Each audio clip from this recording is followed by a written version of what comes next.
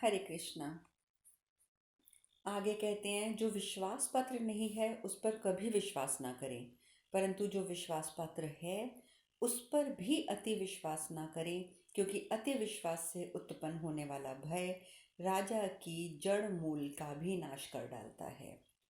भली भांति जांच परख करके अपने तथा शत्रु के राज्य में गुप्तचरों को रखिए। शत्रु के राज्य में ऐसे गुप्तचरों को नियुक्त कीजिए जो पाखंड वेशधारी अथवा तपस्वी आदि की वेशभूषा में जाकर सत्य को ज्ञात कर सकें। राजा को बातचीत में अत्यंत विनयशील होना चाहिए।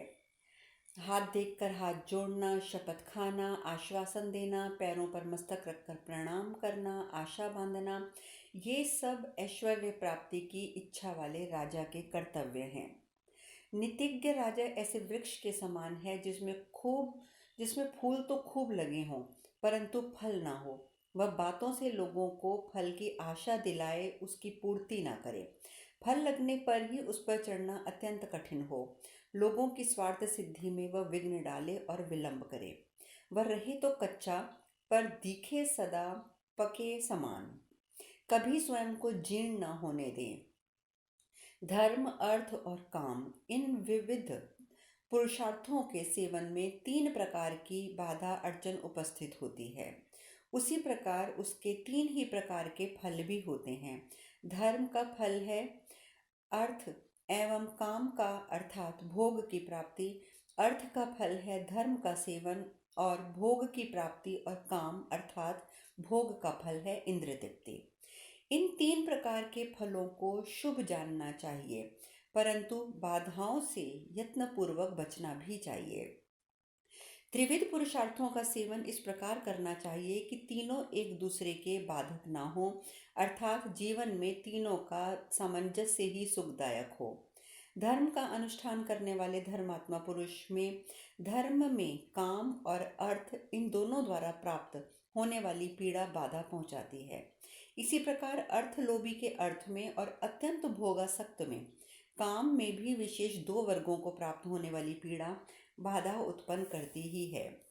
राजा यदि संकट में हो तो कोमल या भयंकर जिस प्रकार के भी कर्म द्वारा उस दुरावस्था से अपना उद्धार कर सके, उसे करना चाहिए। कष्ट से ही बिना मनुष्य कल्याण का दर्शन नहीं करता। प्राण संकट में पड़कर यदि वह पुनः जीवित रहता है तो अपना भला देखता है। जैसे वृक्ष के ऊपर की शाखा पर सोया हुआ पुरुष जब गिरता है तब होश में आता है, उसी प्रकार जो अपने शत्रु के साथ संधि करके कृत्य कृत्य की भांति सोता है, वह शत्रु से धोखा खाने पर ही सचेत होता है। लोहे का बना हुआ छुरा शान पर चढ़ाकर तेज किया जाता है और चमड़े के संपुट में छिपा कर रखा जाता है, तो वह समय आने पर सिर आदि अंगों के समस्त बालों को काट देता है। उसी प्रकार राजा अनुकूल अवसर की अपेक्षा रखकर अपने मनोभाव को छिपाए हुए अनुकूल साधनों का संग्रह करता रहे और छुरे की तरह तीक्ष्ण एवं निर्दय होकर शत्रुओं के प्राण ले ले, उनका मूलोच्छेद कर डाले। राजन, आपके भतीजे पांडव बहुत बलवान हैं, अतः ऐसी नीति काम में लाइए जिससे आगे चलकर आपको पछताना ना पड़े। यह बात सुनकर धृतराष्ट्र जी आगे कहते हैं कि मुझे अब सोचने दो कणिक। वैशंपायन जी आगे कहते हैं, जन्मेजय, तदंतर सुबल पुत्र शकुनी, राजा दुर्योधन, दुशासन और कर्ण ने आपस में एक दुष्टता पूर्वक गुप्त सलाह करी। उन्होंने कुरुनंदन महाराज धृतराष्ट्र से आज्ञा लेकर पुत्रों सहित कुंती को आग में जला डालने का विचार किया। तत्वज्ञानी विदुर उनकी चेष्टाओं से उनके मन के भाव को समझ गए और उनकी आकृति से ही उन दुष्टों की गुप्त मंत्रणा का भी उन्हें पता लग गया। विदुर जी ने मन ही मन जानने योग्य सभी बातें जान ली। वे सदा पांडवों के हित में संलग्न रहते थे, अतः निष्पाप विदुर ने यही निश्चय किया कि कुंती अपने पुत्रों के साथ यहाँ से भाग जाए। उन्होंने एक सुदृढ़ नाव बनवाई जिसे चलाने के लिए उसमें यंत्र लगाया गया था। वह वायु के वेग और लहरों के थपेड़ों का सामना करने में समर्थ थी। उसमें झाड़ियां और पताकाएं फहरा कर रखी गई थी। उस नाव को तैयार करा के विदुर जी ने कुंती से कहा, देवी, राजा धृतराष्ट्र इस कुरुकुल की कीर्ति और वंश परंपरा का नाश करने वाला पैदा हुआ है। इसका चित्त पुत्रों के प्रति सदा ममता से व्याप्त रहता है, इसीलिए ये सनातन धर्म का त्याग कर रहे हैं। शुभे जल के मार्ग में ये नाव तैयार है, जो हवा और लहरों के वेग को भली भांति सह सकती है। इसी के द्वारा कहीं अन्यंत्र जाकर तुम पुत्रों सहित मौत की फांसी से छूट सकोगी। भरत श्रेष्ठ, ये बात सुनकर यशस्विनी कुंती जी थोड़ी व्यथा में आ गईं। वे पुत्रों सहित वारणाव्रत के लाक्षागृह से बचकर नाव पर जा बैठी और गंगा जी की धारा में यात्रा करने लगीं। तदंतर विदुर जी के कहने से पांडवों ने नाव को वहीं डुबो दिया और उन कौरवों के दिए हुए धन को लेकर विघ्न बाधाओं से रहित वन में प्रवेश किया। वर्णावत के उस लाक्षागृह में निषाद जाति की एक स्त्री किसी कारणवश अपने 5 पुत्रों के साथ आकर ठहर गई थी। वह बेचारी निरपराध होने पर भी उसमें अपने पुत्र सहित जलकर भस्म हो गई। म्लेच्छों में भी नीच पापी पुरोचन भी उसी घर में जल मरा तथा धृतराष्ट्र के दुर्मात्मा पुत्र अपने सेवकों सहित धोखा खा गए। विदुर की सलाह के अनुसार काम करने वाले महात्मा कुंती पुत्र अपनी माता के साथ मृत्यु से बच गए। उन्हें किसी प्रकार की भी क्षति नहीं हुई। साधारण लोगों को उनके जीवित रहने की बात ज्ञात न हो सकी। तदंतर वारणावत नगर में वहां के लोगों ने लाक्षागृह को दग्ध हुआ देखा। अत्यंत दुखी होकर पांडवों के लिए उन्होंने बहुत शोक किया तथा राजा धृतराष्ट्र के पास यथावत समाचार कहने के लिए किसी को भेजकर कहलाया, कुरुनंदन, हमारे महान मनोरथ पूरा आप तुम्हारा महान मनोरथ पूरा हो गया है। पांडवों को तुमने जला दिया है। अब तुम कृतार्थ हो जाओ और पुत्रों के साथ राज्य भोगो। यह सुनकर पुत्र सहित धृतराष्ट्र शोक मग्न हो गए। उन्होंने विदुर जी ने और कुल शिरोमणि भीष्म जी ने भी भाई बंधुओं के साथ पुत्तल विधि से पांडवों के प्रेत कार्य अर्थात दाह, संस्कार, श्राद्ध आदि संपन्न किए। जन्मेजय जी आगे कहते हैं, जन्मेजय जी ने ये बात सुनकर पूछा, विप्रवर, मैं लाक्षागृह में के जलने और पांडवों को उनसे बच जाने का वृतांत विस्तार से सुनना चाहता हूँ। क्रूर कणिक के उपदेश से किया हुआ कौरवों का ये कर्म अत्यंत निर्दयतापूर्ण था। आप उसका ठीक ठीक वर्णन कीजिए। मुझे यह सब कुछ सुनने के लिए बड़ी उत्कंठा हो रही है। वैशंपायन जी ने आगे कहा, शत्रुओं को संताप देने वाले नरेश, मैं लाक्षागृह के जलने और पांडवों के उससे बच जाने का वृतांत तुम्हें विस्तार पूर्वक कहता हूँ। सुनो। भीमसेन को सबसे अधिक बलवान और अर्जुन को अस्त्र विद्या में सबसे श्रेष्ठ देखकर दुर्योधन सदा संतप्त रहता था। उसके मन में बड़ा दुख था। वह सूर्यपुत्र कर्ण और सुबल कुमार शकुनी आदि अनेक उपायों से पांडवों को मार डालने की इच्छा करने लगे। पांडवों ने भी जब जैसा संकट आया उसका निवारण किया और विदुर जी की सलाह मानकर वे कौरवों के षड्यंत्र का कभी भांडाफोड़ नहीं करते थे। भारत, उन दिनों पांडवों को सर्व गुण संपन्न देखकर नगर के निवासी भी भरी सभाओं में उनके सद्गुणों की प्रशंसा करते थे। वे जहाँ कहीं चौराहों पर और सभाओं में इकट्ठे होते, वहीं पांडु ज्येष्ठ पुत्र युधिष्ठिर को राज्य प्राप्ति के योग्य बताते थे। वे कहते थे, प्रज्ञा चक्षु महाराज धृतराष्ट्र नेत्रहीन होने के कारण जब पहले ही राज्य न पा सके, अब वे कैसे राजा हो सकते हैं। महान व्रत का पालन करने वाले शंतनु नंदन भीष्म तो सत्य प्रतिज्ञ हैं। वे पहले ही राज्य को ठुकरा चुके हैं, अतः अब उसे कदापि ग्रहण नहीं करेंगे। पांडवों के बड़े भाई युधिष्ठिर यद्यपि अभी तरुण हैं, तो भी उनका शील स्वभाव वृद्धों के समान है। वे सत्यवादी, दयालु और वेदवेत्ता हैं, अतः हम लोग उन्हीं का विधिपूर्ण पूर्वक राज्याभिषेक करेंगे। महाराज युधिष्ठिर बड़े धर्मज्ञ हैं। वे शंतनु नंदन भीष्म तथा पुरोहित सहित पुत्रों सहित धृतराष्ट्र का आदर करते हुए नाना प्रकार के भोगों से संपन्न रखेंगे। वे उनको महान सत्कार प्रदान करेंगे। युधिष्ठिर में अनुरुक्त हो उपयुक्त उद्गार प्रकट करने वाले लोगों की बातें सुनकर खोटी बुद्धि वाले दुर्योधन भीतर ही भीतर जलने लगा। इस प्रकार संतप्त हुआ वह दुष्टात्मा लोगों की बातों को सहन ना कर सका। वह ईर्ष्या की आग से जलता हुआ धृतराष्ट्र के पास आया।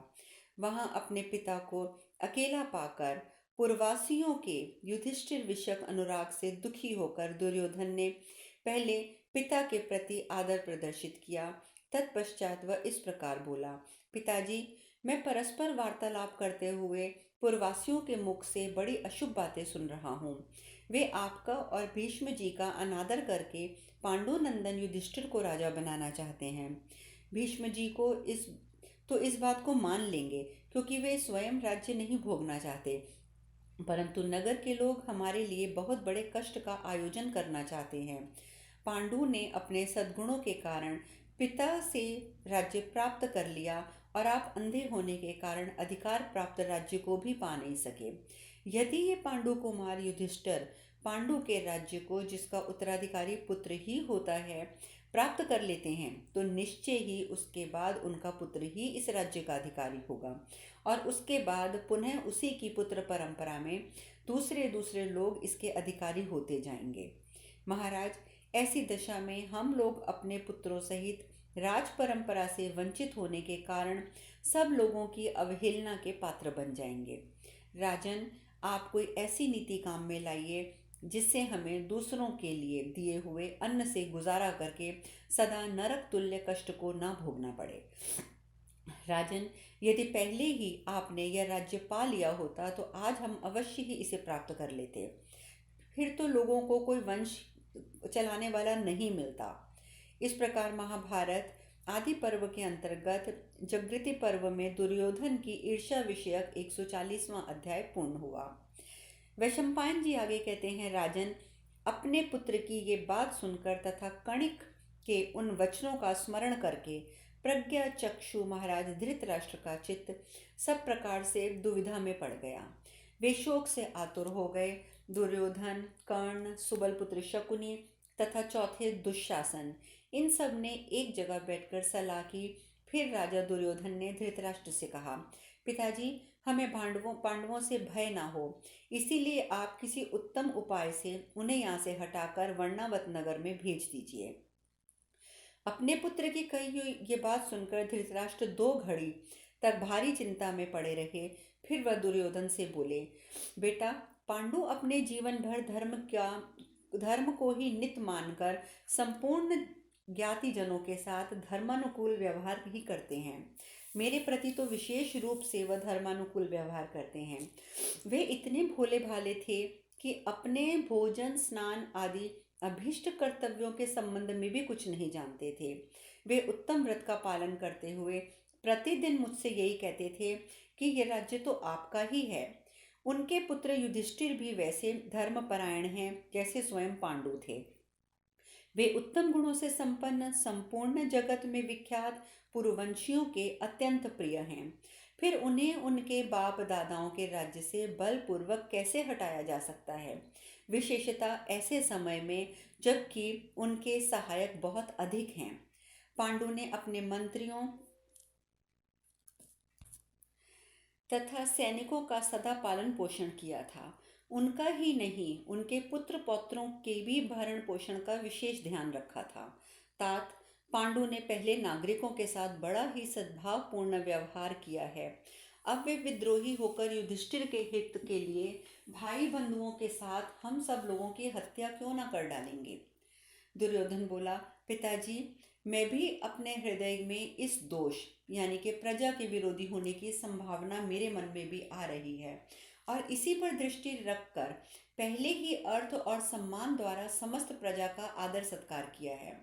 अब निश्चय ही वे लोग मुख्यता से हमारे सहायक होंगे। राजन, इस समय खजाना और मंत्रिमंडल हमारे ही अधीन है, अतः आप किसी मृदुल उपाय से ही जितना शीघ्र हो सके पांडवों को वर्णावत नगर में भेज दें। भरतवंश के महाराज, जब यह राज्य पूरी तरह से मेरे अधिकार में आ जाएगा, उस समय कुंती देवी अपने पुत्रों के साथ पुनः यहाँ आकर रह सकती है। यह सुनकर धृतराष्ट्र बोले, दुर्योधन, मेरे हृदय में भी यही बात घूम रही है, किंतु हम लोगों का ये अभिप्राय पापपूर्ण है, इसीलिए मैं इसे खोलकर कह नहीं पाता। मुझे भी यही विश्वास है कि भीष्म, द्रोण, विदुर और कृपाचार्य इनमें से कोई भी कुंती पुत्रों को यहाँ से अन्यत्र भेजे जाने की कदापि अनुमति नहीं देंगे। बेटा, इन सब कुरुवंशियों के लिए हम लोग और पांडव समान हैं। ये धर्मपरायण मनस्वी महापुरुष उनके प्रति विषम व्यवहार कभी नहीं करना चाहेंगे। दुर्योधन, यदि हम पांडवों के साथ विषम व्यवहार करेंगे तो संपूर्ण कुरुवंशी और ये भीष्म, द्रोण आदि महात्मा एवं संपूर्ण जगत के लोग हमें वध करने के योग्य ही समझेंगे। दुर्योधन बोला, पिताजी, भीष्म तो सदा ही मध्यस्थ हैं। द्रोण पुत्र अश्वत्थामा मेरे पक्ष में हैं। द्रोणाचार्य भी उधर ही रहेंगे जिधर उनका पुत्र होगा, इसमें तनिक भी संशय नहीं है। जिस पक्ष में ये दोनों होंगे अर्थात भीष्म और द्रोणाचार्य, तो आपको चिंता करने की आवश्यकता नहीं है। उसी और जिस पक्ष में ये दोनों होंगे उसी और शरद्वान के पुत्र कृपाचार्य भी रहेंगे। क्यों? क्योंकि अपने बहनोई द्रोण और भांजे अश्वत्थामा को वे कभी नहीं छोड़ सकेंगे। विदुर भी हमारे आर्थिक बंधन में हैं। यद्यपि वे छिप छिप कर हमारे शत्रुओं के स्नेह पाश में बंधे हुए हैं, परंतु वे अकेले पांडवों के हित के लिए हमें बाधा पहुंचाने का समर्थ न कर सकेंगे। इसीलिए आप निश्चिंत होकर पांडवों को उनकी माता के साथ वर्णावत भेज दीजिए और ऐसी व्यवस्था कीजिए जिससे वे शीघ्र ही चले जाएं। मेरे हृदय में भयंकर कांटा चुभ रहा है जो मुझे नींद भी नहीं लेने देता। शोक की आग आग प्रज्वलित हो उठी है। आप मेरे द्वारा प्रस्तावित इस कार्य को पूरा करके मेरे हृदय की शोकाग्नि को बुझा दीजिए। इस प्रकार महाभारत आदि पर्व के अंतर्गत जतुग्रह पर्व में दुर्योधन परामर्श विषयक 141वां अध्याय पूर्ण हुआ।